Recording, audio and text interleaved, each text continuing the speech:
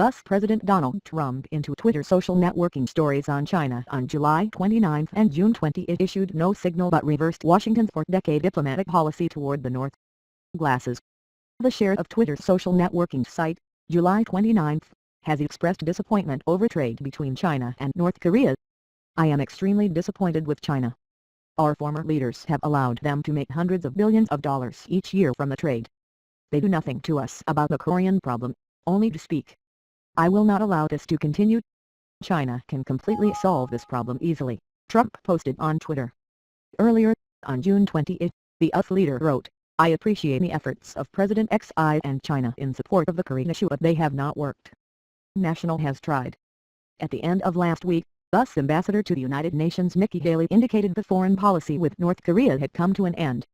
In addition, with comments by Senator Dianne Feinstein on July 30 that Pyongyang is a present and obvious danger to Washington, the frustration over Beijing's actions has been evident.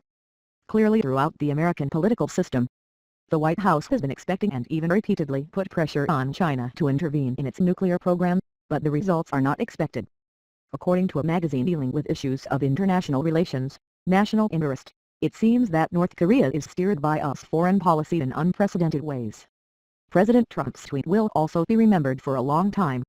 Since President Richard Nixon's breakthrough visit to Beijing in 1972, China's integration into the international system has become one of the highest priorities in US foreign policy. Washington planners have accepted Beijing's lack of friendliness and risk-averse behavior for fear of provoking Chinese anger. In return, Chinese policymakers will recognize the benefits of jointly supporting the international system with the United States. America's tactics, unfortunately, only nurtured a sense of self-importance of China, who then took advantage of American partners. They have used American patience, among other things, to support North Korea's nuclear and missile programs with equipment and possibly technology. Trump, after a summit with President Xi at the Mar-a-Lago in April, appears to be continuing his approach for decades ago with China, trying to trade off the cooperation of Beijing by concessions and put China's upright relationship over both of the denuclearization of the Korean Peninsula. As for TAP, after his first meeting with Trump, he continuously supported North Korea, especially in the economic field. Two-way trade between Beijing and neighboring Pyongyang rose 10.5% in the first half of 2017. Further, there was no sign that Beijing was trying to slow down its ballistic missile efforts. Lift up. This year, Pyongyang launched 18 missiles through 12 trials.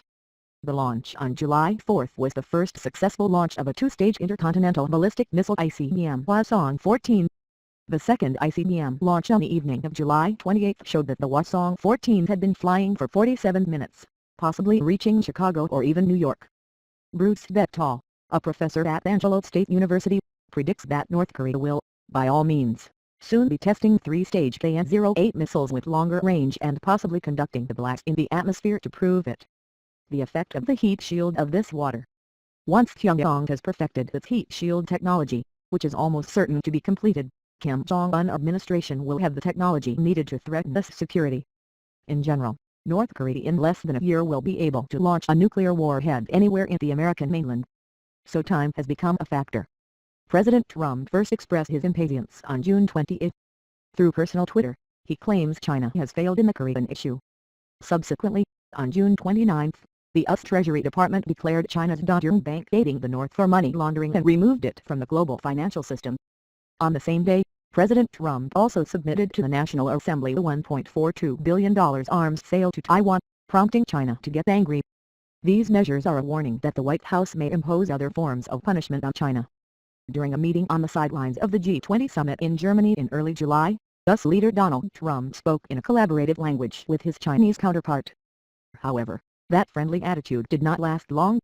On July 19, the administration of President Trump broke the precedent by letting the trade negotiations in the US-China Comprehensive Economic Dialogue collapse. White House officials do not hide this failure, a break from the past. Collaboration does not seem to be on the agenda as the policy approaches of many former US presidents.